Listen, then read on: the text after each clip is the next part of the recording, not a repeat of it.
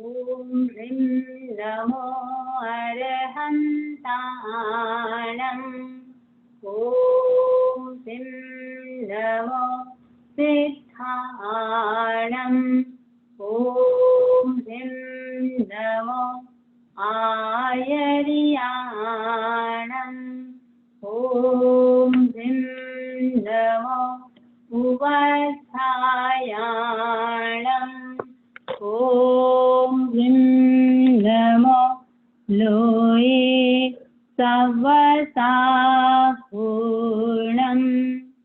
ऐसो पञ्चनमोकारो सप्तभावपणासनो मङ्गलाणं च सवेसिं परमं हवै मङ्गलम्। परमं हवै मंगलम। सावधान, कुछ समय के लिए कायगुप्ती का अभ्यास। आंखें कोमलता से बंद, रीढ़ की हड्डी व गर्दन सीधी रहे। मन शांत, शरीर को स्थिर, शिथिल एवं तनाव मुक्त करें। कहीं कोई हलन चलन नहीं, स्थिरता। कायगुप्ती का अभ्यास शरीर की स्थिरता, मन की स्थिरता।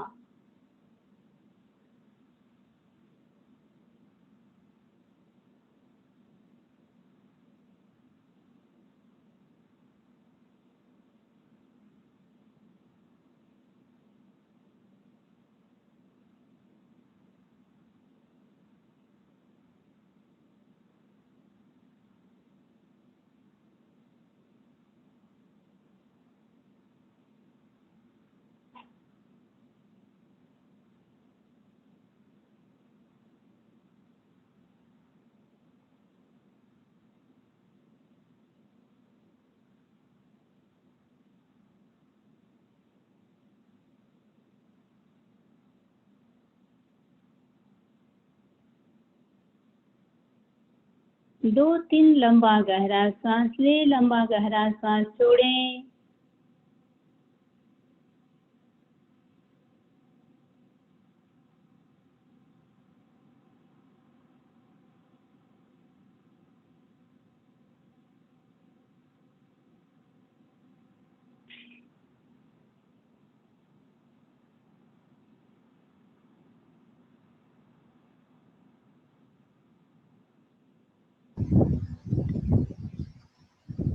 प्रयोग संपन्न।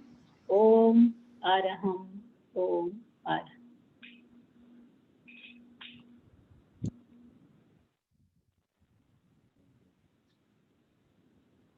लज्जा दया संयम बंभचेरम कल्याणे भागि सविशोहिठाणम। मे गुरु सयम् अनुशासयन्ति तेऽहं गुरु सय्यं पूजयामि। तेऽहं गुरु सय्यं पूजयामि। आराध्य को नमन। उपस्थित बंधुओं बहनों, जिनको सामायिक पर चिकनी हो, मैं प्रत्याख्यान करा रही हूँ।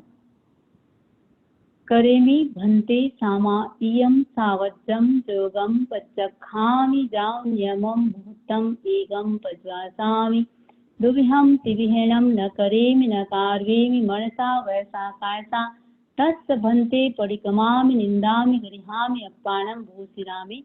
एक सामायिक कालमान तक 5 आश्रव 18 पाप सेवन करने का धारणा प्रमाणे सुखे समाधि त्याग है। प्राय सबका चौविहार जो भी होगा, यदि करते हैं किए ही होंगे तो वो भी प्रत्याख्यान करा देती हूँ। सुबह सूर्योदय तक धारणा प्रमाणे सबको तिविहार चौविहार सुखे समाधि धारणा प्रमाणे त्याग है। पर्युषण महापर्व का आज हमारा 5वां दिवस। चर्चा चल रही है अंतरात्मा से परमात्मा कैसे बने। 3 आत्मा हमेशा चर्चा कर रहे हैं, बहिरात्मा, अंतरात्मा, परमात्मा। तो हम बहिरात्मा से अंतरात्मा तक व्यवहार में आ चुके हैं। अब हमको यात्रा करनी है अंतरात्मा से परमात्मा की।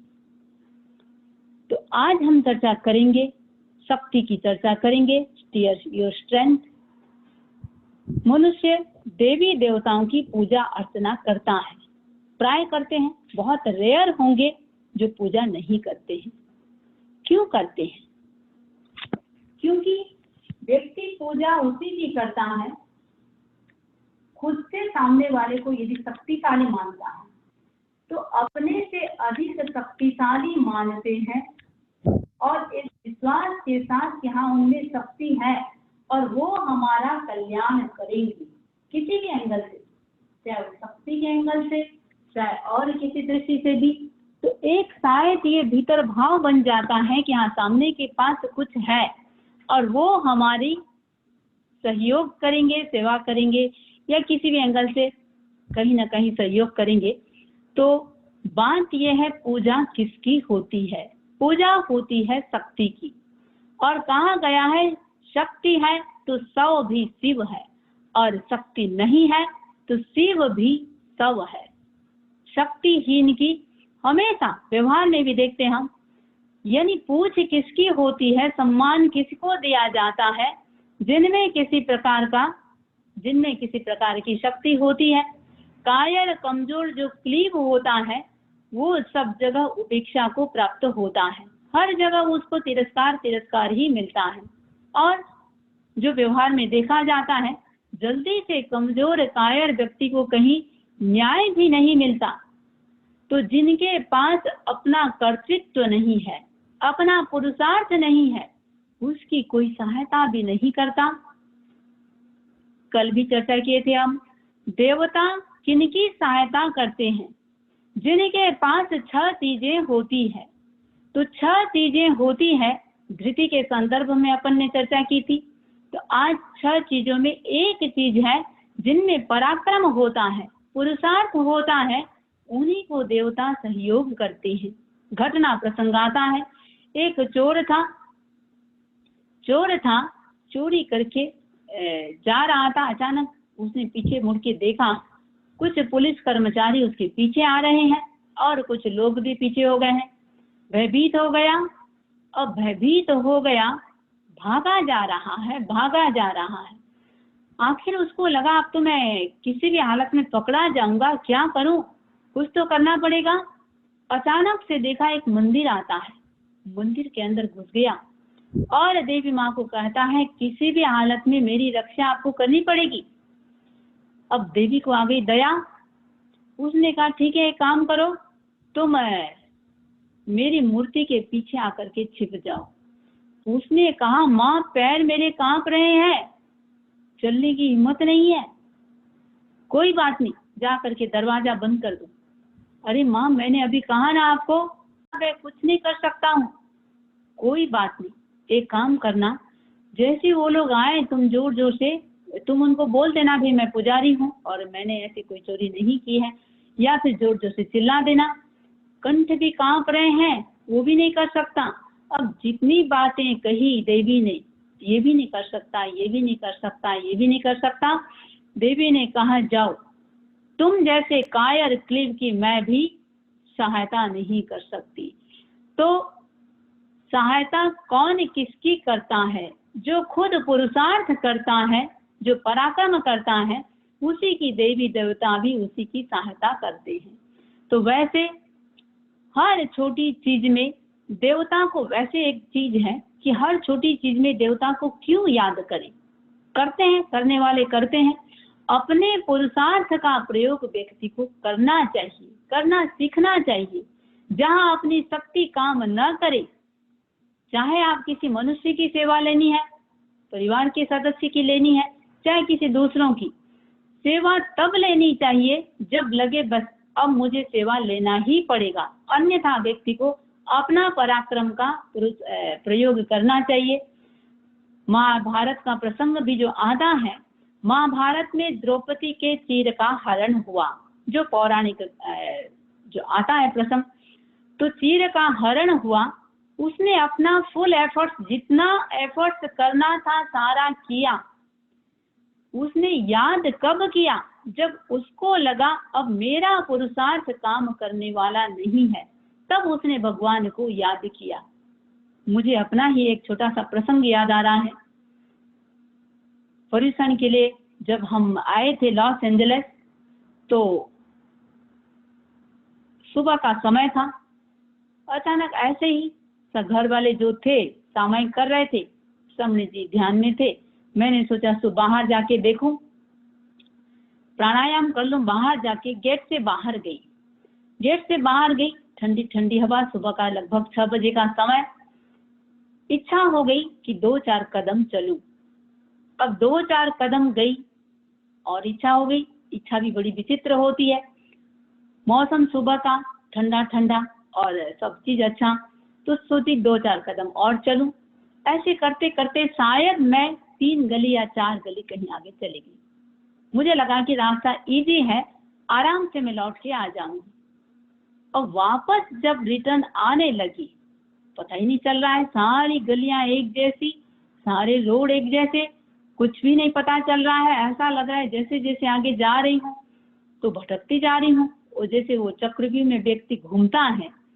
घर सारे एक जैसे लग रहे हैं, रोड सारे। बड़ी विचित्र स्थिति हो गई। करूं क्या? अपने पुरुषार्थ से 10 मिनट के लिए निकली थी। अपने जितना पुरुषार्थ करना था मैंने कर लिया। प्रसंग थोड़ा लंबा है। मैंने किसी को पूछा, उसने कहा भाई मैं क्या बता सकता हूँ। फिर मैंने ये भी कहा कोई बात नहीं, जो बोले कुछ नंबर, फोन नंबर याद हो तो बताओ। मैंने कहा वो भी नहीं। घर का एड्रेस पता हो? मैंने कहा वो भी नहीं पता। बोले कोई बात नहीं, जाकर के स्कूल में खड़े हो जाओ, उनके वो घर वाले बच्चों को जब छोड़ने आएंगे तब तुमको देख लेंगे। मैंने कहा उनके घर में बच्चे भी नहीं है। तो जो भी हुआ, फिर आखिर ये हुआ, अपनी तरफ से जितना पुरुषार्थ करना था मैंने कर लिया। फिर मैंने देखा अब मेरे एफर्ट से मैं जा तो नहीं सकती हूँ, क्योंकि जितना जितना जा रही हूँ मुझे लग रहा है और घूमती जा रही हूँ। मैंने अपने एफर्ट्स को छोड़ दिया। अक्सर भिक्षु स्वामी के प्रति एक आस्था, शायद मैं सोचती हूँ लोगों की काफी होती है, मेरी भी है। तो भिक्षु स्वामी को याद किया और मैंने ये कहा साथ में कि अब आप जानो, आपका काम जाने, मैं तो अपने कॉन्शियस से अब जा नहीं सकती हूँ। तो मैंने अपने कॉन्शियस लेवल को छोड़ दिया, क्योंकि कॉन्शियस लेवल से लगेगा इधर जाऊं उधर जाऊं उधर जाऊं। कॉन्शियस चेतना को पूरा छोड़ दिया, जैसे कोई हवा में चीज छोड़ते हैं। और बिल्कुल बस अब मेरे पैर जहां भी जाएंगे, जिधर भी ऑटोमेटिक जाएंगे, और पूरी आस्था के साथ अपना समर्पण कर दिया। चलती रही और बिल्कुल निर्भीकता के साथ। मन में भय भी नहीं है, मन में शंका भी नहीं है, जो भी होगा चलती रही। और पैर मेरे अचानक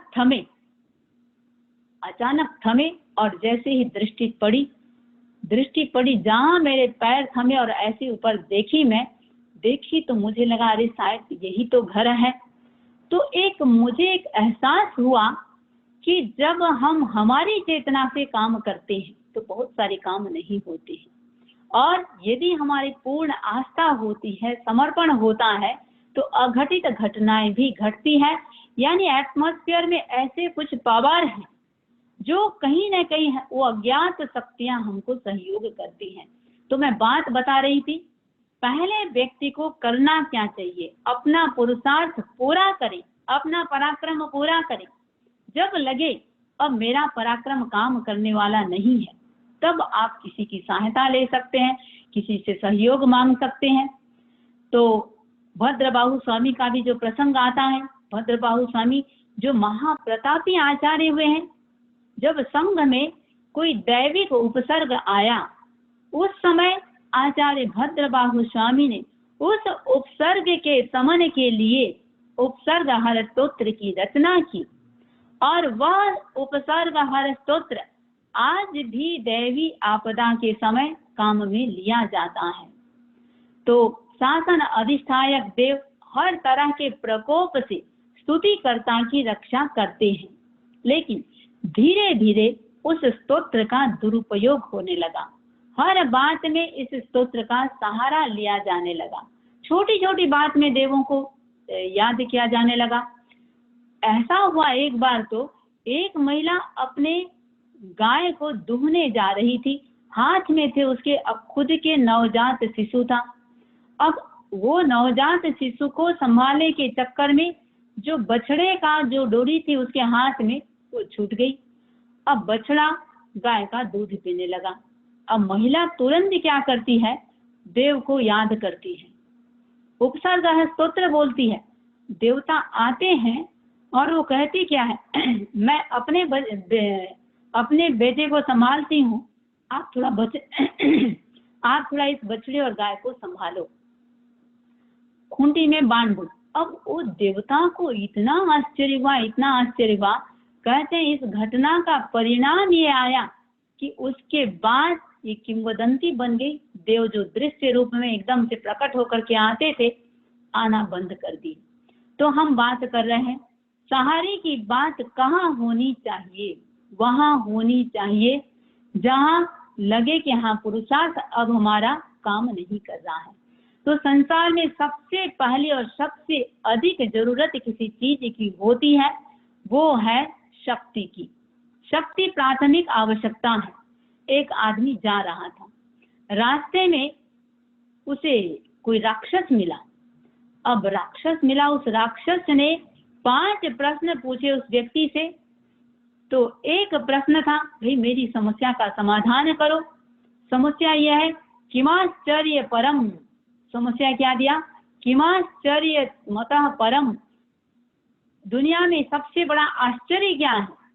तो इससे बढ़ करके और कोई आश्चर्य नहीं हो सकता। अब आगे के 3 चरणों की पूर्ति करो।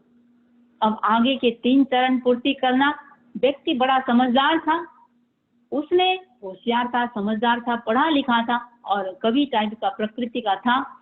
उसने लिखा, उसको तुरंत कहा, अहनि अहनि भूतानि गच्छन्ति यम मंदिरे शेषाः जीवितुमिच्छन्ति किमाश्चर्य मतः परम। अहनि अहनि भूतानि गच्छन्ति यम मंदिरे शेषाः जीवितुमिच्छन्ति किमाश्चर्य मतः परम। प्रतिदिन प्राणी यम मंदिर में जा रहे हैं, यमलोक जा रहे हैं, मृत्यु को प्राप्त कर रहे हैं। और यह देखते हुए भी शेष सभी प्राणी वो सोच रहे हैं हम सदा जीवित रहेंगे। किमाश्चर्य मतः परम, इससे बड़ा दुनिया में आश्चर्य क्या हो सकता है। तो समाधान बड़ा सुंदर था। आचार्य महाप्रज्ञ जी कहते हैं, मुझे इस समस्या की पूर्ति करने के लिए कहा जाए तो मैं बड़े दूसरे ढंग से कहना पसंद करूंगा। अनंता शक्ति संपन्नः, अनंता शक्ति संपन्नः भिक्षाम याचा महे यदि दैन्यम प्रदर्शयन्तो हि किमाश्चर्य मतः परम। आचार्य महाप्रज्ञ जी इस श्लोक की बात कर रहे हैं कि व्यक्ति अनंत शक्ति का अधिकारी है, स्वामी है, और अनंत शक्ति होते हुए भी वो अपनी शक्तियों को जानता नहीं है और यत्र तत्र वो दीनता प्रदर्शित करता है। इससे बड़ा आश्चर्य वो और क्या होगा। तो कह देते हैं कि 1 घंटा मैं एक आसन में बैठ नहीं सकती। एक दिन मैंने और भी बात कही थी, मैं ये कर नहीं सकती, मैं गर्मी सहन नहीं कर सकती, मैं सर्दी सहन नहीं कर सकती, मैं उपवास नहीं कर सकता, संवत्सरी का उपवास भी मेरे लिए संभव नहीं है, मेरे साथ ऐसा होता है। ये सारा चीज बोलना, भाई मैं स्थिरता से 10 मिनट भी बैठ नहीं सकती, ये सब क्या है। एक और हम कह रहे हैं व्यक्ति अनंत शक्तियों का स्वामी है, दूसरी ओर थोड़ा सा कुछ करने में भी अपने आप को असमर्थ पा रहा है। तो जहाँ हमारी चेतना अनंत शक्ति संपन्न है और हम इस प्रकार की बात कर रहे हैं, इसका मतलब है कि अब तक हमको अपनी संपदा से का बोध नहीं है, परिचित नहीं है। समस्या कहाँ आ रही है। एक है हमारी चेतना, दूसरी है शक्ति, बीच में आ गया है आवरण। उस आवरण के कारण जब तक उनका योग नहीं होगा, हम उस कनेक्शन कैसे हो उस चीज को नहीं समझ पाएंगे, तब तक व्यक्ति अपने आप को कमजोर महसूस करता रहता है। अब कमजोर भी कितना, बूढ़ा आदमी था, बैठा था, किसी युवक ने कहा थोड़ा इधर आओ, एक बात मुझे पूछनी है। हालांकि युवक को जाना चाहिए, लेकिन वृद्ध से कहा आप इधर आओ। अब वृद्ध ने कहा देखो भाई, मैं एक कदम भी चलने में असमर्थ हूँ, मेरे पैर में इतनी शक्ति नहीं है कि 2-4 कदम चल सकूं।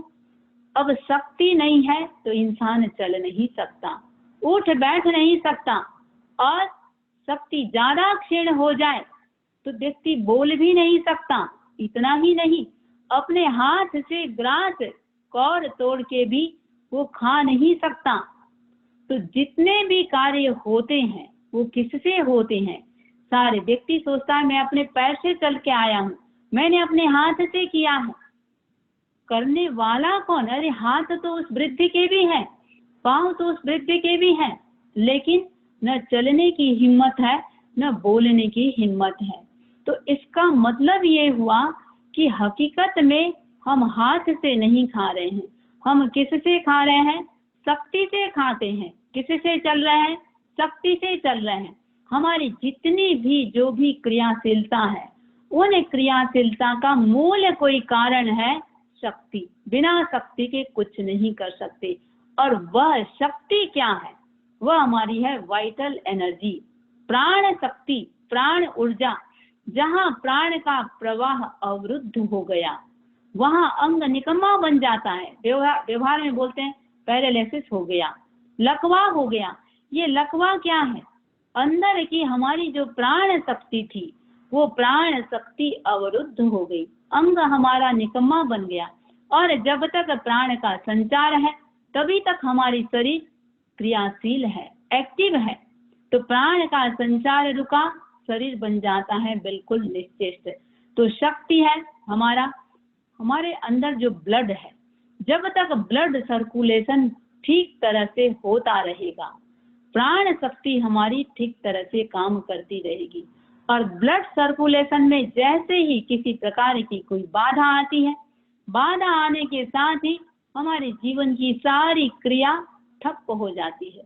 कभी सिर दुखता है, कभी अमुक दुखता है, कभी ये क्यों? ब्लड सर्कुलेशन वहां पूरी ठीक तरह से नहीं हो रहा है। तो शक्ति के बिना कुछ भी नहीं। कर्मवाद का एक सिद्धांत है, ज्ञानावर्णी कर्म के विलय से व्यक्ति अध्ययन कर सकता है, ज्ञान की साधना कर सकता है। मोहनी कर्म के विलय से व्यक्ति मानसिक तौर से स्वस्थ हो सकता है या सकारात्मक चिंतन कर सकता है। जिनको भी बहुत ज्यादा नेगेटिव थॉट्स आते हैं, मान के चले उनका मोहनी कर्म का उदय प्रबल भाव में है। और एक्टिविटी जितने भी हम कर रहे हैं, जो भी क्रिया कर रहे हैं, शक्ति कहाँ से आ रही है? वो अंतराय कर्म का क्षोभशम। बिना अंतराय कर्म के क्षोभशम से हम कुछ भी नहीं कर सकते। तो अंतराय कर्म का क्षोभशम होगा तभी हम कुछ कर पाएंगे। और कहते हैं शरीर माध्यम खलु धर्म साधनम। धर्म करने का साधन क्या है?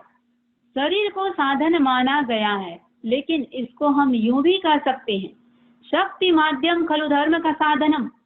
क्योंकि शरीर तो उनके पास भी है जो अपने आप को असमर्थ महसूस कर रहे हैं, कुछ भी कर नहीं पा रहे हैं। तो क्या कह सकते हैं हम? शक्ति माध्यम खलु धर्म साधनम। तो हमें शक्ति के स्रोतों पर ध्यान देना चाहिए कि किन से हमको शक्ति प्राप्त हो सकती है। तो चाहे जितना टॉनिक ले लें, चाहे जितनी भी शक्तिवर्धक औषधियां ले लें, अगर प्राण शक्ति व्यक्ति का मजबूत नहीं है, वाइटल फोर्स व्यक्ति का अच्छा नहीं है, तो मान के चले कर्मजा कार्यजा शक्ति हमको प्राप्त हो नहीं सकती। इंसान दवा लेते लेते भी चल बसता है, उसको जिंदा कौन रख रहा था? ये भ्रम है कि दवा से जीवित है, जिंदा रखने वाला कोई और चीज है। मानता है इंसान की मैं दवा से जीवित हूँ, दवा खाते खाते भी ग्लूकोज चल रहा है, इंजेक्शन लग रहा है, इतनी दवाइयां चल रही है, अचानक ये व्यक्ति मरता है। कैसे मरा? प्राण शक्ति जब तक है तब तक जीवित है, प्राण शक्ति खत्म होते ही ना कोई डॉक्टर काम आएगा, ना कोई दवा काम आने वाली है और ना कोई इंजेक्शन काम आने वाला है। तो हम देवी देवताओं की शक्ति से परिचित हैं, किंतु भीतर एक देवी है, उससे अब तक हम परिचित नहीं है। वो देवी कौन है? वो है प्राण शक्ति की देवी। और हमको आराधना किसकी करनी चाहिए? उसी प्राण शक्ति की हमको आराधना करनी चाहिए। मंगल भावना में हम क्या करते हैं?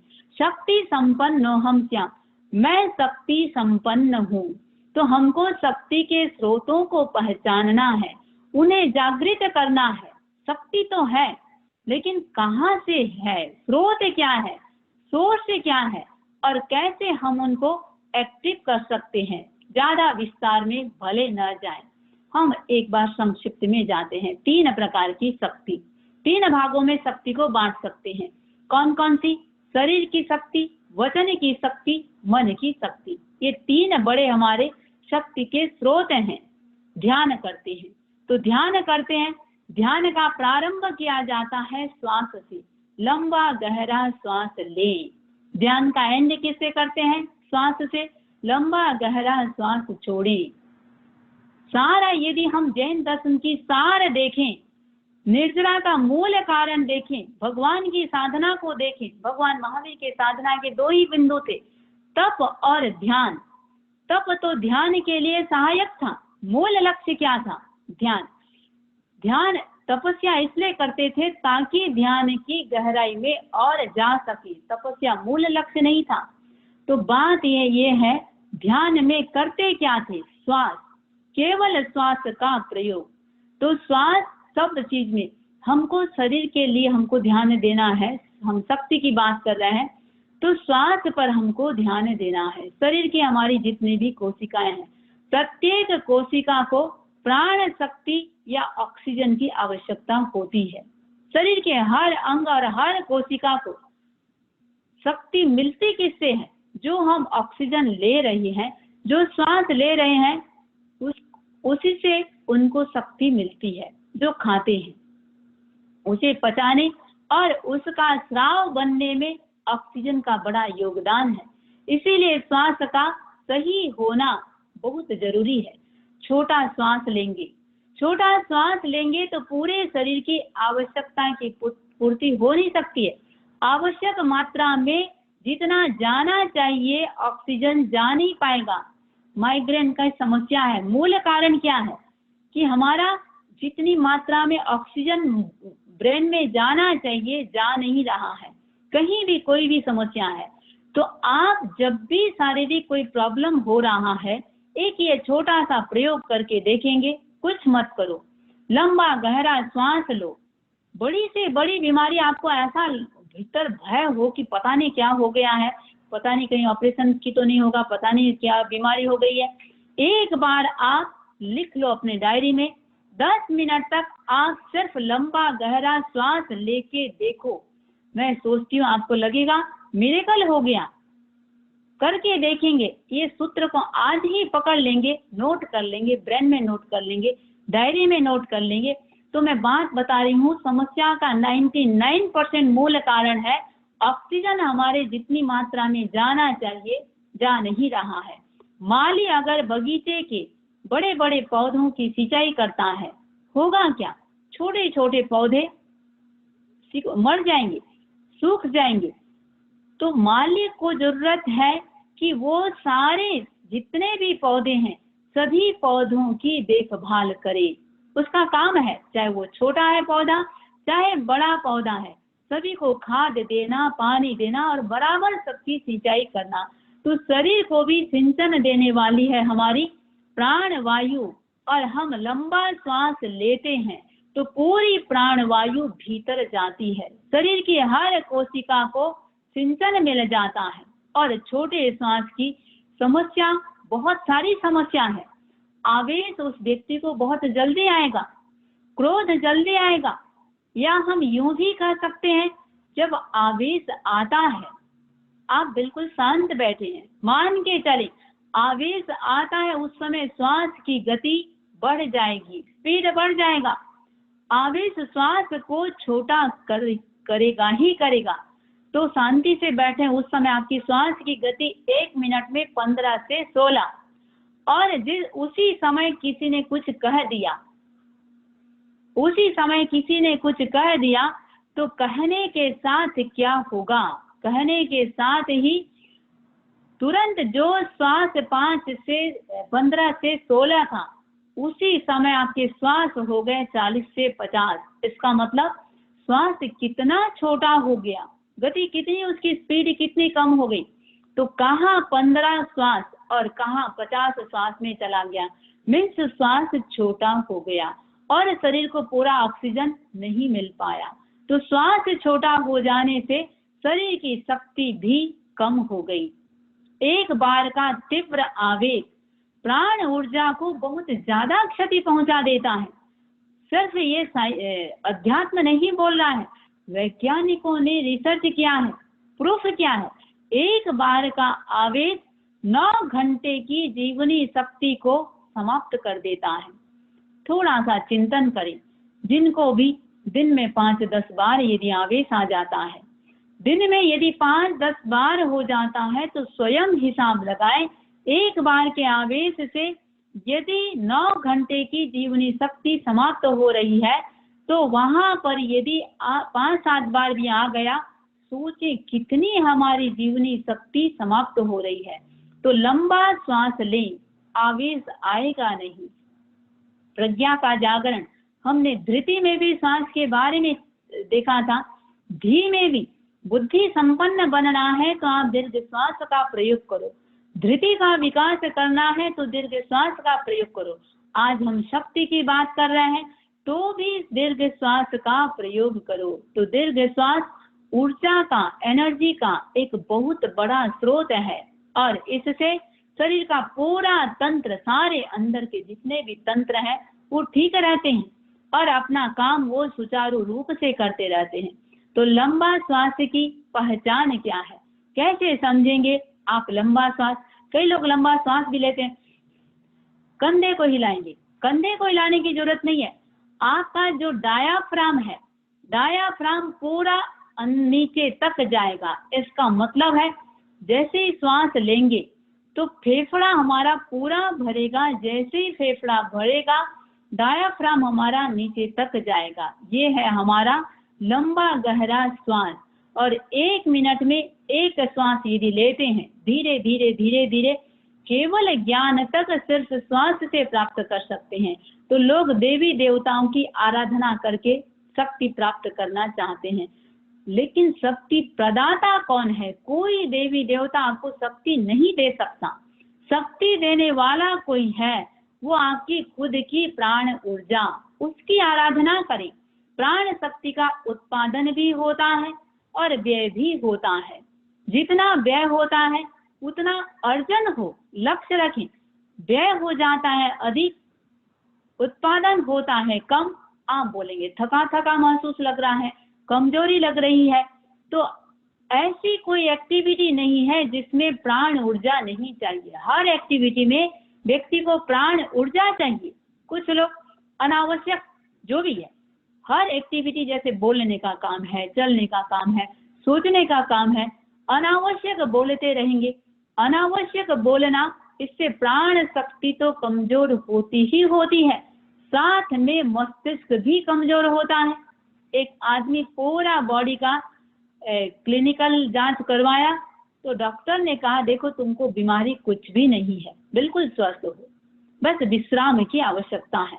मरीज ने देखा अरे ये क्या, मैं तो शरीर से इतना अस्वस्थ हूँ, और बोल दिया डॉक्टर कि भाई तुम ठीक हो। उसने कहा ऐसा हो नहीं सकता डॉक्टर साहब, आप फिर से चेक कीजिए, आप ठीक से देखिए, मेरे को बीमारी तो है, न तो उठ सकता हूँ, न बैठ सकता हूँ, न चल सकता हूँ, बड़ी विचित्र स्थिति है। डॉक्टर ने कहा मैंने ठीक से देख लिया। उसने कहा एक बार आप जीभ फिर से देखिए। देखने के जो डॉक्टर, प्राय कोई भी, चाहे आयुर्वेद के डॉक्टर है चाहे एलोपैथी के डॉक्टर है, सबसे पहले बोलेंगे जीभ दिखाओ। अब देखिए 2 इंच जीभ से 5 फुट शरीर का एनालिसिस कर लेते हैं कि बीमारी क्या है। बोले मेरा जीभ आप फिर से देखिए। डॉक्टर ने कहा अरे भाई साहब, मैंने आपका जीभ ही देखा है, इस जीभ को तुमने काम बहुत लिया है, इसीलिए विश्राम की आवश्यकता है। जो जीव को आराम देना जानता है, जिनकी वाणी पर नियंत्रण है, उसकी प्राण शक्ति कम खर्च होगी। तो प्राण शक्ति को कैसे हम बचाएं? 5 प्रकार के हमारे शरीर में वायु होते हैं। 5 प्रकार के वायु उदान, व्यान, अपान, प्राण और समान। तो एक है हमारा उदान वायु। उदान वायु शरीर में बल प्रदान करता है, और हम जो बोल रहे हैं, बोलने का काम भी उदान वायु से करते हैं।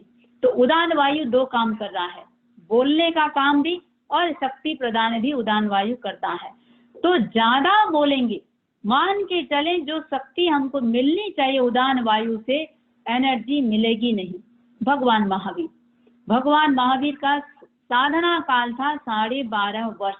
12.5 वर्षों में जो भी भगवान महावीर की जीवनी को आप लोग जानते हैं, पढ़ते भी हैं, आप लोग जानते भी हैं, सुनते भी हैं। 12.5 वर्षों में भगवान कितना बोले। केवल ज्ञान होने के बाद भी 23 साल थे, प्रतिदिन प्रवचन करते थे 3-3 घंटा, और 12.5 वर्षों में 3 मिनट भी नहीं बोले। एक प्रश्न होता है, क्यों नहीं बोले? उस समय उनको अवधि ज्ञान था और बहुत ज्ञान था, चाहते तो प्रवचन भी कर सकते थे। भगवान तब तक नहीं बोले जब तक शक्ति संपन्न नहीं बन गए। यहाँ देखिए कैसा साइंस जुड़ रहा है। शक्ति संपन्न, पूर्ण शक्ति जब तक प्राप्त नहीं किए, क्योंकि बोलने से शक्ति खर्च होगी, उनको संपूर्ण शक्ति से संपन्न बनना है। तो शक्ति जब तक पूर्ण नहीं, शक्तिशाली नहीं बने, तब तक वो मौन का प्रयोग किए। तो पहले शक्ति का संवर्धन किया, केवल ज्ञान प्राप्त किया, उसके बाद वो बोले, और 3-3 घंटा प्रवचन। तो शक्ति संवर्धन करना है। विवेक चेतना जग जाए, क्या जगे? अनावश्यक नहीं बोलूंगा, अनावश्यक कार्य नहीं करूंगा। जो भी मरीज होते हैं, डॉक्टर एक ही बात बोलते हैं, 2 ही चीज का ध्यान रखो, बोलो कम, काय उत्सर्ग का अधिक प्रयोग करो, अच्छा से खाओ, अच्छा से नींद लो। ऐसे भी डॉक्टर होते हैं जो दवा देते ही नहीं है, अच्छी तरह से इस साइंस को जो जानते हैं, बहुत ज्यादा दवा नहीं देते हैं। तो खाना पीना, चलना, बोलना, सोचना, सब में विवेक रखें। 2 ही शब्द ध्यान रखें, आवश्यक और अनावश्यक। मैं जो भी कर रहा हूँ, आवश्यक है या अनावश्यक है। तो देखा जाए, ज्यादातर हम अपने जीवन में बहुत सारी चीजें क्या करते हैं, अनावश्यक ज्यादा करते हैं, जो भी प्रवृत्ति। तो अगर इस पर हमारा ध्यान चला जाता है, हमारी प्रकृति प्रदत्त जो शक्ति है, उस यदि इस हम आवश्यक और अनावश्यक पर ध्यान देते हैं, तो प्रकृति प्रदत्त शक्ति का हम सही उपयोग कर सकते हैं। बहुत बड़ा भंडार है हमारे भीतर, उस भंडार को हम समझ सकते हैं, सही उपयोग कर सकते हैं। तो ये फॉर्मूला अपना लें, जितनी जरूरत उतनी ही शक्ति का व्यय करना है, उससे ज्यादा नहीं। तो शक्ति की आराधना के सूत्र क्या क्या बनते हैं? अनावश्यक प्रवृत्ति न करें, अनावश्यक न बोले, सही श्वास लें, पूरा श्वास लें। शक्ति की आराधना का और एक महत्वपूर्ण सूत्र बनता है पाचन तंत्र की सुरक्षा। पाचन तंत्र कमजोर है तो आदमी की शक्ति क्षीण होती चली जाती है। पाचन तंत्र की गड़बड़ी सारी बीमारियों की जड़ है। आप दुनिया का कोई भी महंगा से महंगा टॉनिक खाते जाएं, आपकी पाचन प्रणाली यदि विकारग्रस्त है, शक्ति संवर्धन दवा का कोई असर होगा ही नहीं। भले वो कितना ही महंगा है, भले वो कितना टॉप डॉक्टर, यदि वर्ल्ड का नंबर 1 डॉक्टर ने वो दवा आपको दी है, और दवा भी बहुत कॉस्टली है, लेकिन यदि आपकी खुद की पाचन शक्ति कमजोर है तो आपका वो दवा का कोई असर नहीं होगा। अनावश्यक खाने से पाचन तंत्र पर दबाव पड़ता है, लीवर खराब होता है, आंतों में अल्सर हो जाता है, दूसरी सारी समस्याएं पैदा हो जाती है। और अंदर के हमारे जितने भी ऑर्गन्स हैं, सबकी अपनी सीमा है, अपनी कैपेसिटी है। चाहे अग्नाशय है, आमाशय है, पैंक्रियाज है, पक्वाशय है, सबकी सीमाएं हैं। ऐसा मान के चले 10 हॉर्स पावर का कोई इंजन है, और यदि उसमें 15 हॉर्स पावर का लोड यदि डाल देते हैं, क्या स्थिति होगी? तो जब ज्यादा खाते हैं तो पाचन तंत्र पर बहुत ज्यादा दबाव पड़ता है और पूरा तंत्र अस्त व्यस्त हो जाता है। कुछ पचा, कुछ अनपचा रह गया, आधा पचा आधा अनपचा। समुचित मात्रा में यदि पाचक रस नहीं बनता है तो मान के चलें बीमारियां होगी ही होगी। स्थानांक सूत्र में 10 प्रकार की संज्ञाओं का उल्लेख है। एक है आहार संज्ञा। आवश्यक है उतना आहार करना ठीक है, लेकिन लालसा से और अधिक मात्रा में करना, इससे हमारी शक्ति व्यय ज्यादा होती है। तो आहार व पाचन तंत्र शक्ति का एक बहुत बड़ा सोर्स है, और इन सब से भी ज्यादा शक्ति का कोई स्रोत है, वो है कायोत्सर्ग।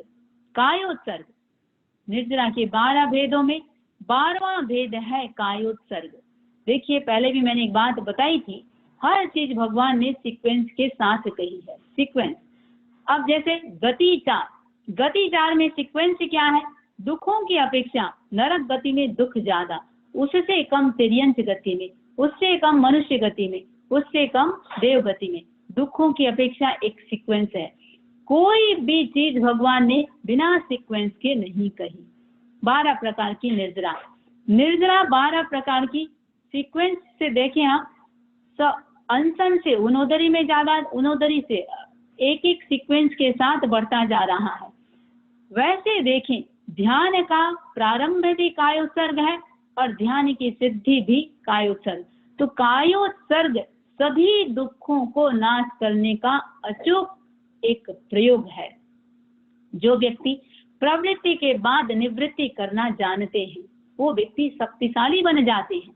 और सिर्फ प्रवृत्ति से कंटिन्यू प्रवृत्ति ही प्रवृत्ति करते रहेंगे तो शक्ति एनर्जी सारी ह्रास होती चली जाती है। 1-2 घंटा प्रवृत्ति किए, 10 मिनट रिलैक्स, कायोत्सर्ग करो। जो शक्ति हमने व्यय किया, खोया, वो पुनः लौट आती है। कंटिन्यू बैठे रहे। अब कंटिन्यू बैठे रहे, ये भी ध्यान देने की बात है। कंटिन्यू यदि कोई 4-5 घंटा बैठता है, वो शुगर को निमंत्रित कर रहा है। कुछ कुछ बीमारी होती है, बीमारी भी 2 प्रकार की, एक अमीरों की बीमारी और एक गरीबों की बीमारी।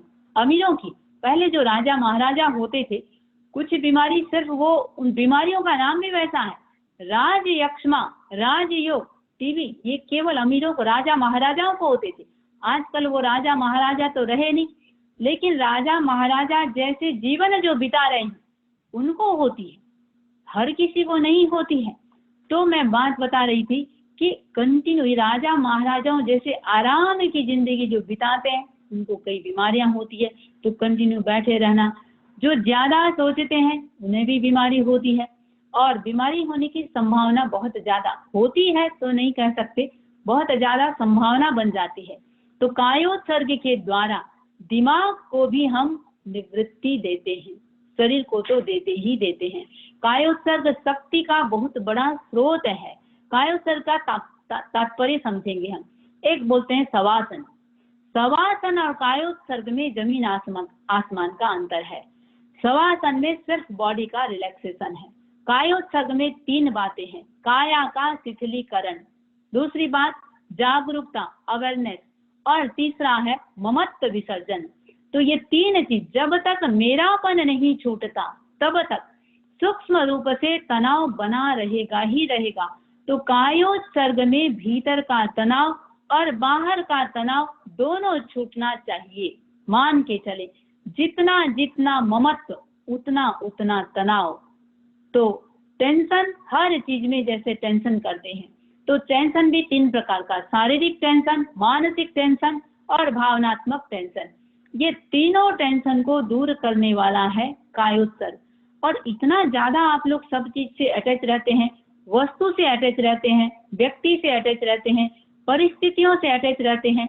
प्रयास करें, लक्ष्य रखें, ममत्व छोड़ें, चाहे वो धन के प्रति ममत्व है, चाहे व्यक्ति के प्रति ममत्व है, ममत्व का विसर्जन।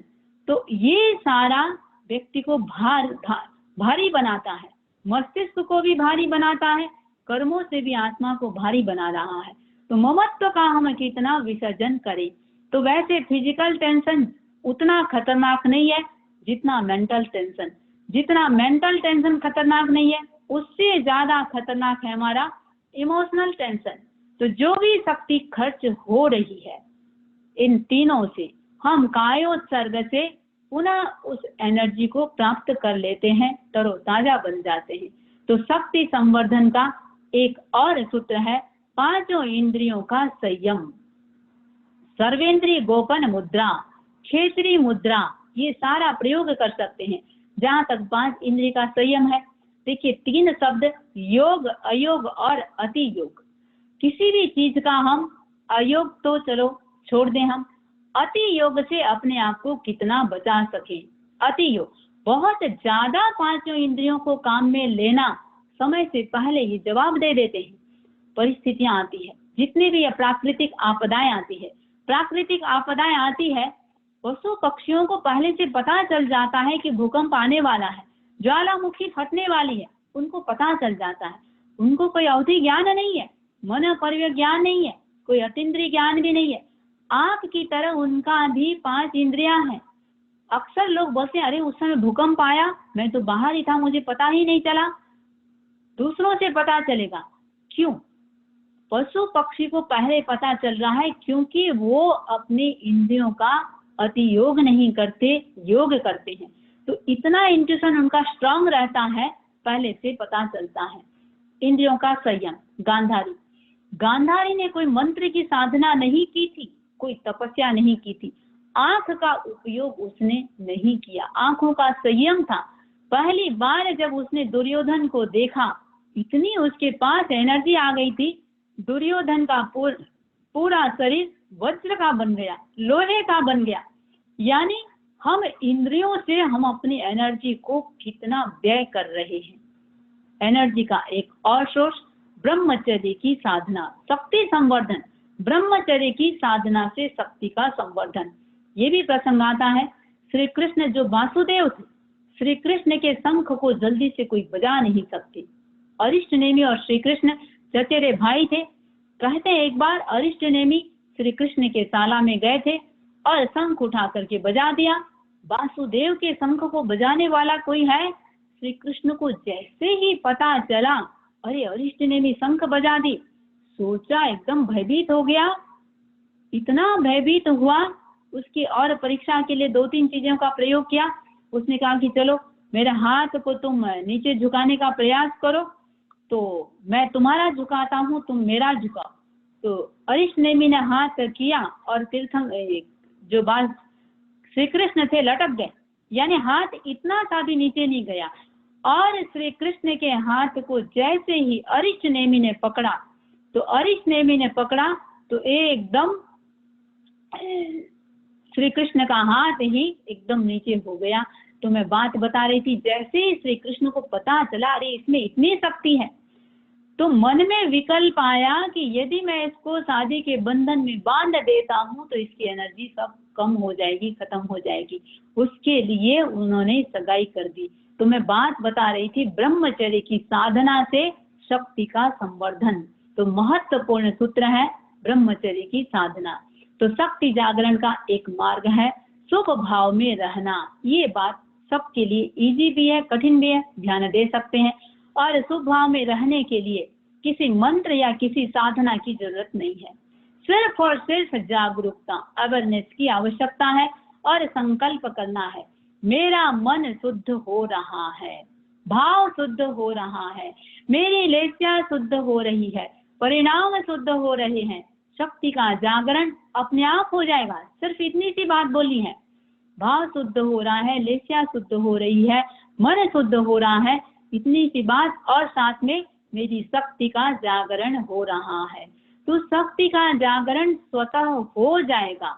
अप्रमत्त योगी की साधना करने वाले साधुओं की वो प्रतिक्षण उनकी लेस्या होती है, वो विशुद्ध रहती है, परिणाम धारा उनकी विशुद्ध रहती है। और केवल ज्ञान तक देखिए, सिर्फ ये भावों की विशुद्धि कहाँ ले जा रहा है उनको, केवल ज्ञान तक पहुंचा देता है और कुछ नहीं। भावों पर इतना उनका कंट्रोल रहता है, कभी भी अशुभ भाव आता ही नहीं है, केवल ज्ञान तक प्राप्त हो जाता है सिर्फ विशुद्धि से।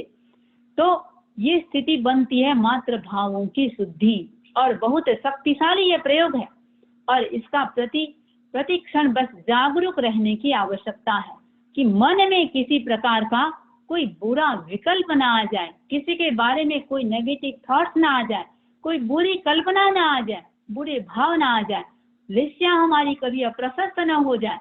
और ये जागरूकता यदि बढ़ जाती है तो मान के चलें वो व्यक्ति अपने आप शक्तिशाली बन जाएगा, शक्ति अपने आप उसके भीतर जाग जाएगी।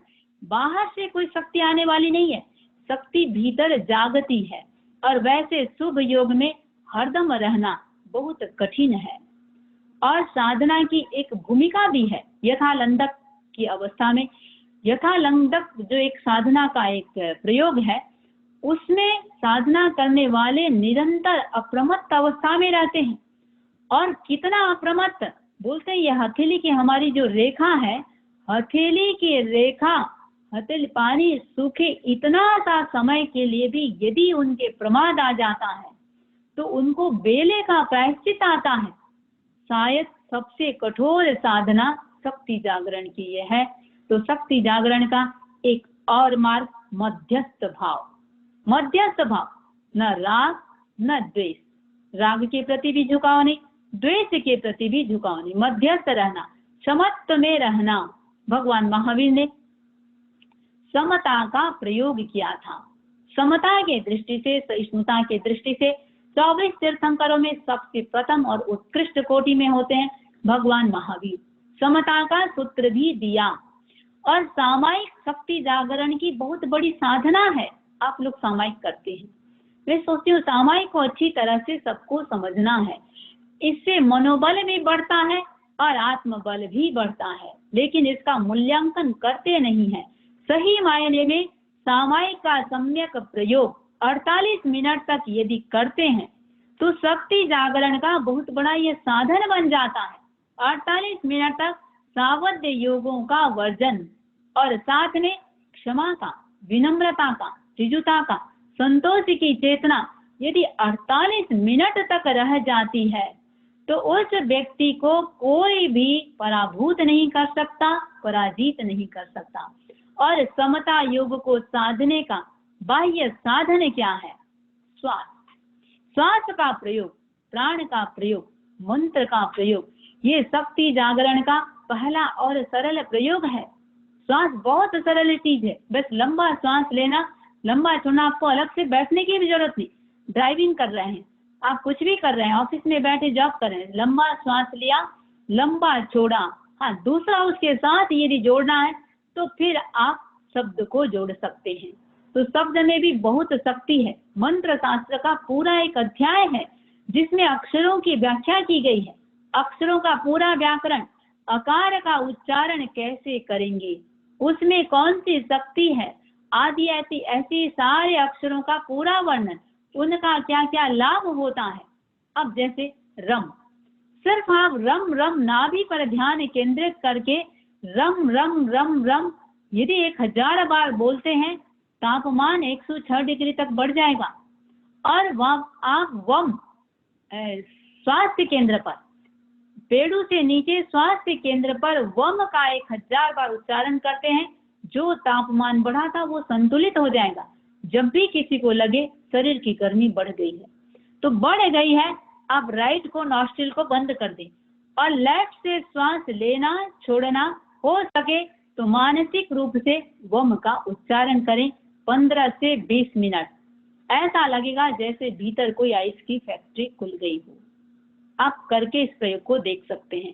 किन्हीं को लगता है कोई तांत्रिक या मूठ का प्रयोग करता है, उनके लिए उन शक्तियों को निवारित करने के लिए रैम, ह और ऊपर ऐ की मात्रा बिंदी, रैम रैम, ये बहुत शक्तिशाली प्रयोग है। सामने वाला कितना भी शक्तिशाली हो, यदि प्रयोग कर रहा है तो ये उसको काटने वाला है।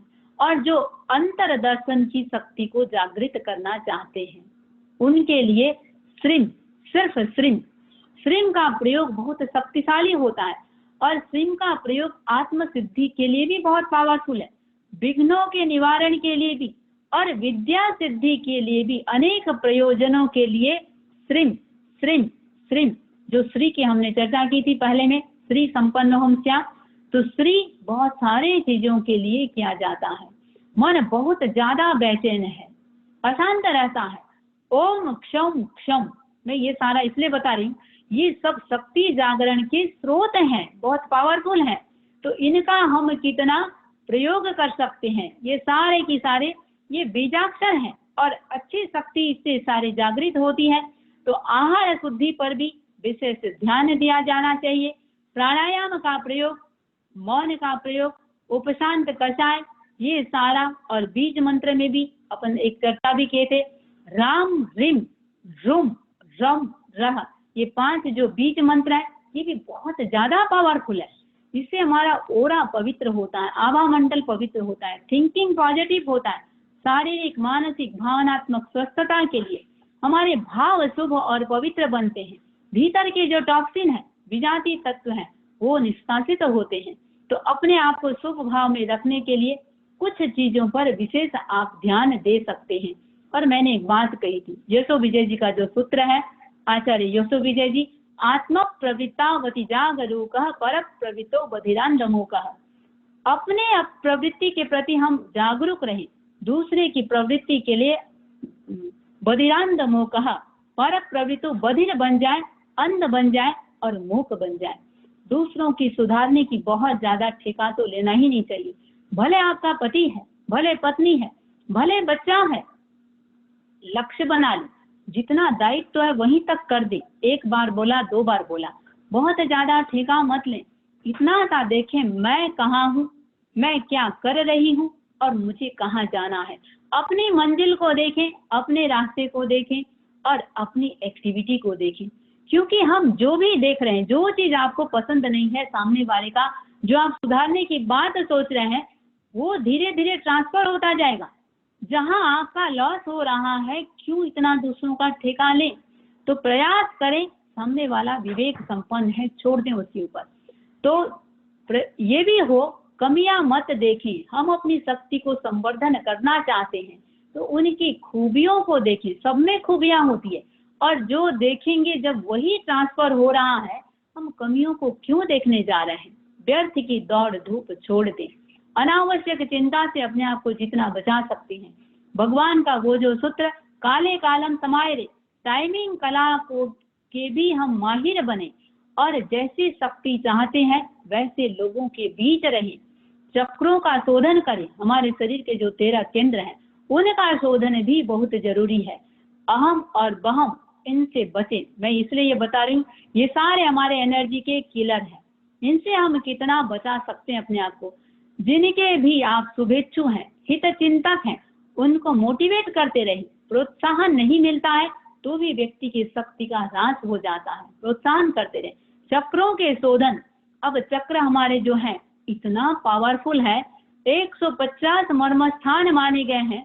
मूल 13 केंद्र जहां हमारी चेतना सघन रूप से रहती है, शक्ति केंद्र से चले। शक्ति केंद्र की निर्मलता यदि होती है, व्यक्ति में वचन सिद्धि आ जाएगी, कवित्व, भीतर का वो कवित्व जाग जाएगा, साथ में स्वास्थ्य आरोग्य का विकास होगा। हमारी जैविक ऊर्जा का स्टॉक है। स्वास्थ्य केंद्र जो हमारा स्वाधिष्ठान चक्र, पेड़ों से नीचे जो है, स्वाधिष्ठान की निर्मलता से आरोग्य की प्राप्ति और ऐश्वर्य की प्राप्ति होती है। हमारा सबकॉन्शियस और अनकॉन्शियस जो माइंड है उसी से नियंत्रित होता है। तेजस केंद्र हमारा नाभि का स्थान, तेजस केंद्र की निर्मलता से व्यक्ति क्रोध आदि वृत्तियों को साक्षात्कार कर सकता है, प्राण शक्ति को प्रबल बना सकता है। सिर्फ मणिपुर चक्र पर देखने से उसकी निर्मलता बढ़ेगी। आनंद केंद्र बुढ़ापे की व्यथा को कम कर सकता है। आनंद केंद्र को, अनाहत चक्र को निर्मल बना करके, हृदय का जो हमारा स्थान है। और बहुत ज्यादा जिनको विचार आता है, नेगेटिव विचार आते हैं, वो सारे रुक जाएंगे। तो विशुद्धि के उसके बाद हमारा होता है विशुद्धि केंद्र।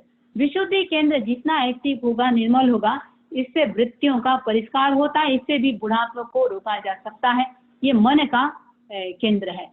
और ब्रह्म केंद्र जो जीव का अग्रभाग, इसकी निर्मलता से व्यक्ति काम वृत्ति पर नियंत्रण कर सकता है, ब्रह्मचर्य की साधना को अच्छा बना सकता है। प्राण केंद्र, भगवान महावीर प्राण केंद्र पर बहुत ध्यान करते थे। 16-16 प्रहर ध्यान करते थे। तो प्राण केंद्र, इससे प्राण शक्ति संतुलित बढ़ती भी है और साथ में निर्विचारता की अवस्था को भी प्राप्त करते हैं। अप्रमाद केंद्र कान का जो भाग है, जागरूकता के लिए, और वृत्तियां, नशे की कितनी भी भयंकर आदत हो, नशे की भी उसको बदला जा सकता है सिर्फ कान पर ध्यान करके। चाक्षुष केंद्र, हमारा ये जो कॉर्नर का भाग है, चाक्षुष केंद्र, ये जीवनी शक्ति के साथ इसका गहरा संबंध है। तो चाक्षुष केंद्र की साधना से एकाग्रता को सघन बनाया जा सकता है और अंतर्दृष्टि के लिए भी अच्छा है। हमारा ये दर्शन केंद्र, आज्ञा चक्र भी जिसको कहते हैं, तो ये हमारे इंट्यूशन पावर के लिए बहुत पावरफुल स्थान है। किसी भी घटना घटने से पहले साक्षात चलचित्र की तरह दिखने लग जाएगा यदि इस स्थान पर आप गहरा ध्यान करते हैं। ज्योति केंद्र, जो हमारे ललाट के बीच का भाग है, ज्योति केंद्र पर ध्यान, कितना ही आवेश आता हो शांत हो जाएगा। और ये हमारा है शांति केंद्र।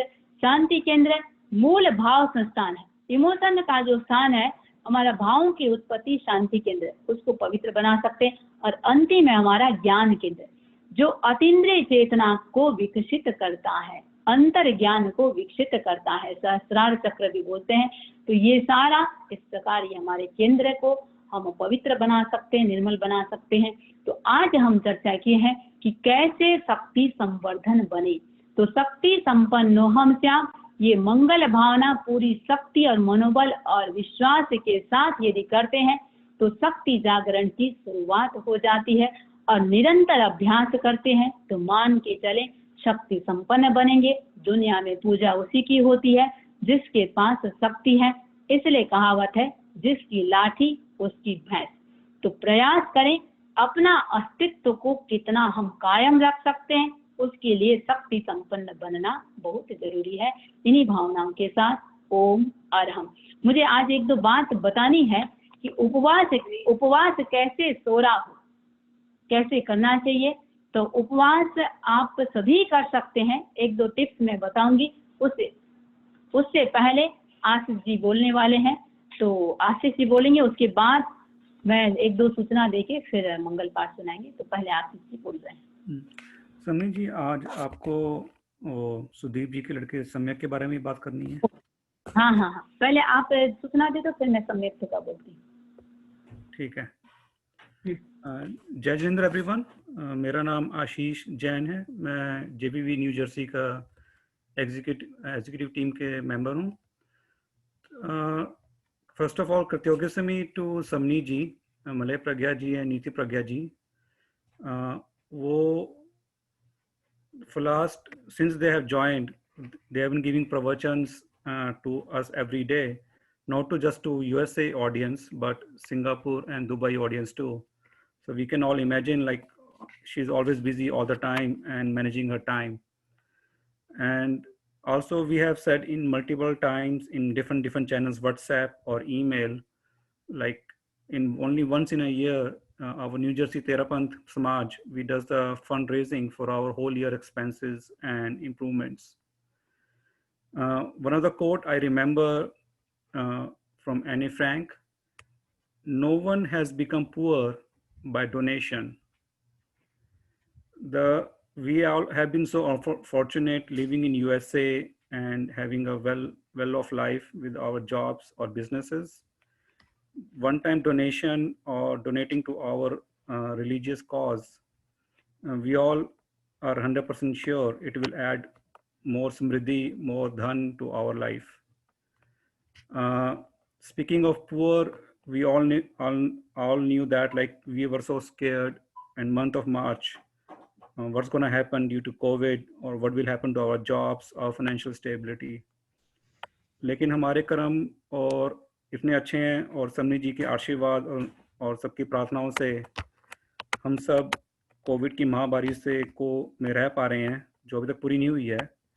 लेकिन मोस्ट ऑफ अस आल्सो, हमारे किसी की जॉब भी स्टेबल है, even though we are working from home, so financially we have been stable. So that's one of my own personal reason I decided to donate this year, and not the same amount, in fact double the amount which I did last year, to thanks my stars to अपने JBV New Jersey का आभार प्रकट करने के लिए। और I am a part of team like you all which जिसमें हम JBV न्यू जर्सी का समाज एंड को और आगे बढ़ाने की हमारी इच्छा है। And though we couldn't meet in person, we're still operating and maintaining our 2 centers. And almost 1 month back, we made few changes our executive team. I'm glad to introduce Mr. Vinod Acharya ji, who is our new treasurer. As soon as he joined, he made himself available for all financial tasks and any other task you ask him to do it. Although he's a new member to us, I just got to know about him. He is motivated enough to donate in Danvir category, which is $3,000. So huge thanks and Om Haram to him. So now I would like to invite Mr. Vinod Acharya ji to say a few things about himself. Then we can go back to Samni Malya Pragya ji. All right. You guys are able to hear me? Yes. All right. Vandami Namasami. And thank you, Ashish ji, for this introduction, and Jai Jinandar, everyone. I may be new member for 2020, but my association with this organization goes way back to, I guess, the 1997 when Jai Chandji Dugar uncle introduced me. So now in this current situation, we all agree how fortunate we are to have such a nice pravachan, not once, not twice, 3 times a day.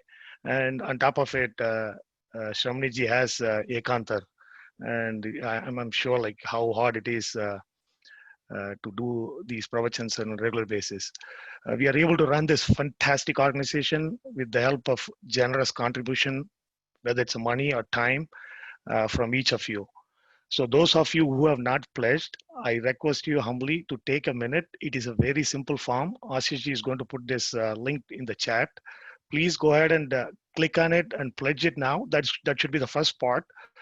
Second part of it is like online contribution. What we are doing behind the scene, Ashish ji has been driving very hard the last few weeks to make this contribution easily online. Currently, we are set up with PayPal and Venmo as of today. And in next day or so, we are going to like have the ACH up and running, and that will make the contribution easily. And with all of your support, we are confident that we will reach 100% of the contribution by this Saturday. And if you have any questions on whether it's a contribution or pledge or a receipt or anything, you can reach one of the finance group, either Maipal ji, Sudhir ji, Sweta ji, Ashish ji, or myself. And I thank you once again all in advance for your continued support. Jai Jinandra all. Thank you, Vinod ji. Samni ji, आपके लिए.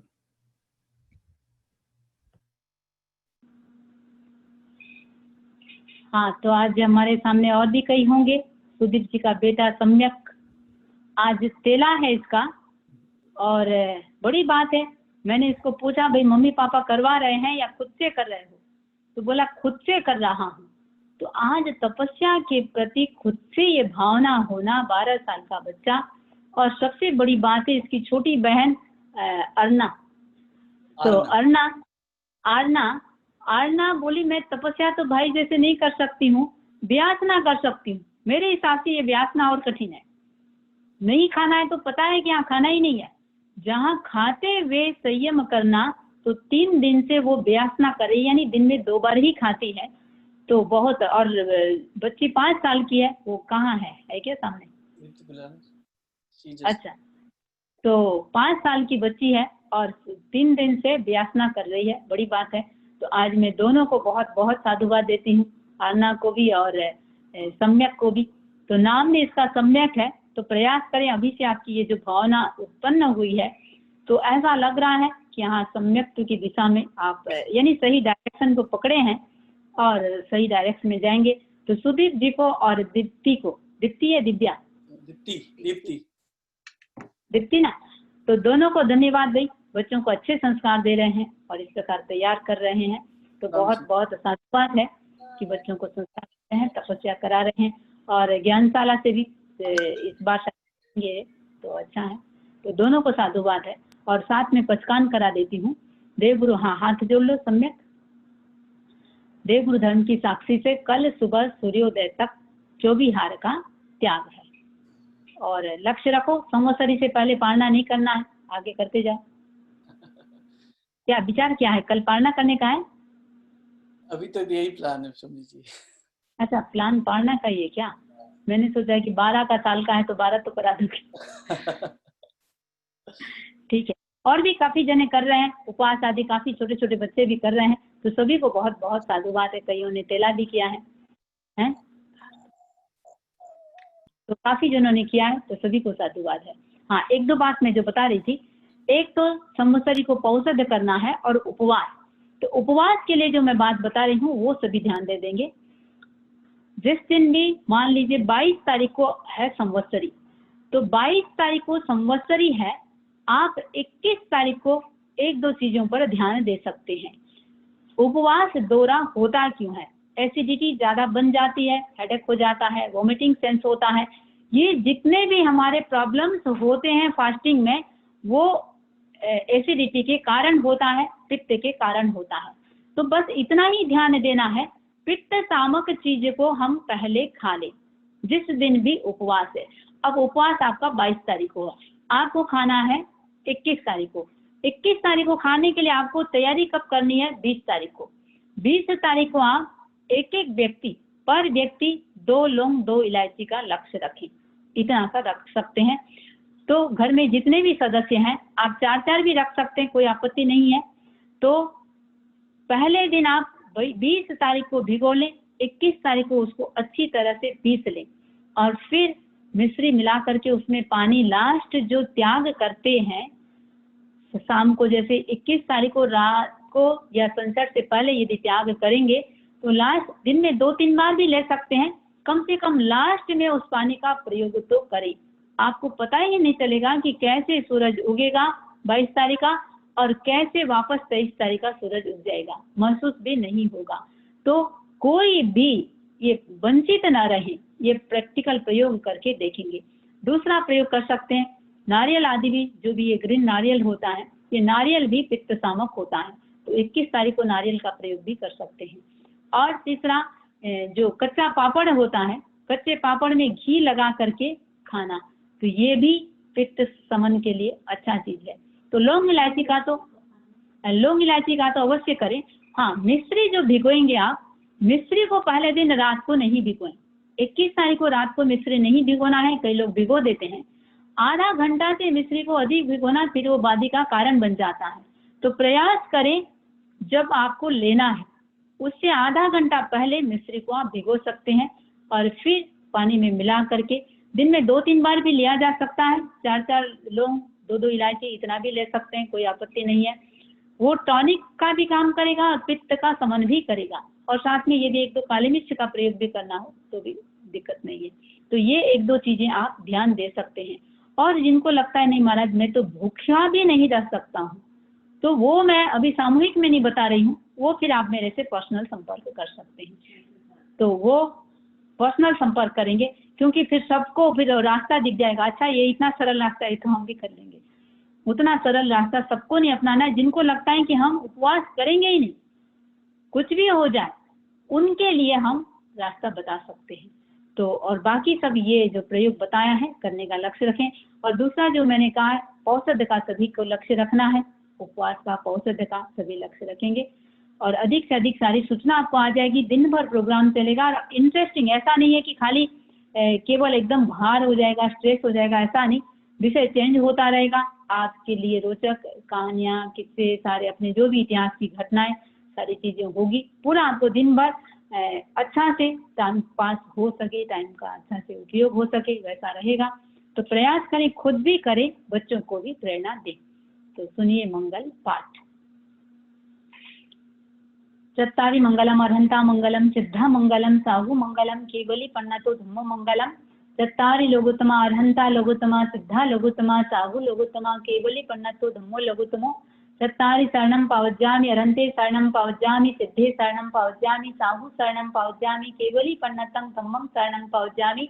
विघ्नान् मंगलकर्ण स्वाम भिक्षुनो नाम गुण ओलक समरण किया सरे अचिंत्या काम।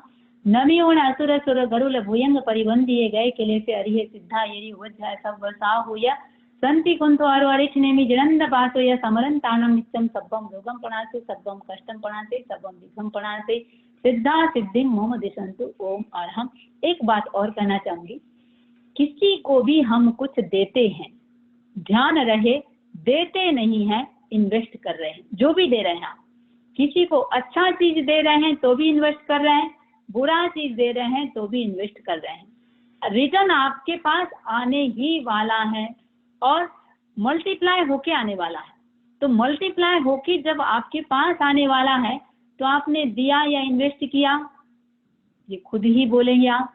तो जो भी दे रहे हैं, स्वभाव से भी दे रहे हैं, तो तन मन धन तीनों चीज से इंसान दूसरों को देता है, देता नहीं है। इस शब्द को बदल दे, वो आप अपने लिए इन्वेस्ट कर रहे हैं। तो प्रयास रहे, जो हमारे आशीष जी कई दिन से सूचना दे रहे हैं, हमारे विनोद जी ने आज सूचना दी, मोहिपाल जी ने सूचना दी, तो थोड़ा सा भी, ऐसा नहीं है कि माउंट में नहीं जाए, कितना हमारे तरफ से हम योगदान, जो भी ये आहुति दिया जाता है, तो इसमें हमारा योगदान कितना भी हो, देना बड़ी बात है। त्याग किया, त्याग की चेतना जाग गई, वो बड़ी बात है। रसगुल्ला खाने का त्याग किया, रसगुल्ला छोड़ा, बड़ी बात नहीं। बड़ी बात है कि आपके भीतर त्याग की चेतना जगी, तो हमारे भीतर अनासक्ति की चेतना जगी, वो बड़ी बात है। एक भी व्यक्ति किसी भी प्रकार से अब हर चीज से अनासक्ति की साधना कर रहे हैं, परमात्मा बनने की चर्चा चल रही है। परमात्मा तभी बनेंगे जब नीचे की चीजें छूटेगी, और छूट नहीं रही है, आगे जाकर के डबल मिलने वाली है। तो प्रयास करें, इन सूचनाओं पर सभी को ध्यान देना है। हाँ ठीक है, ओम आरहम।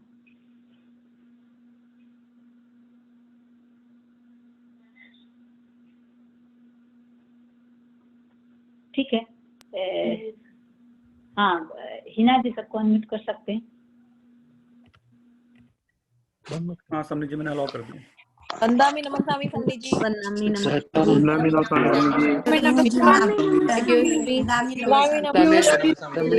सबसे ज्यादा तो आप ही दे रही है सबको, सबसे ज्यादा आप ही इन्वेस्ट कर रही हैं सब में। वंदामि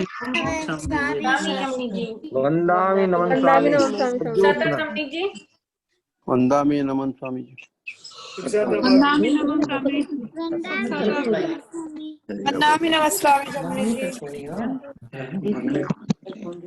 मथेन वंदना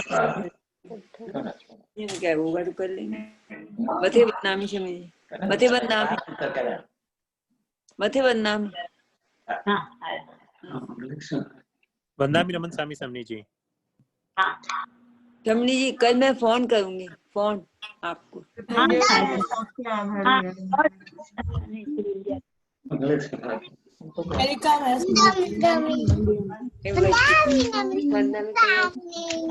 वंदामि नमन स्वामी समनी जी।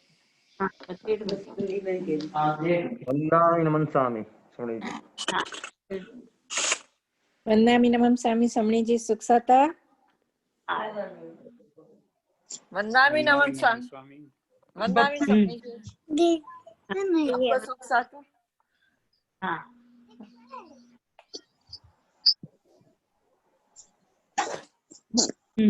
अगर आपकी आज्ञा हो तो मीटिंग का बंद कर दूं?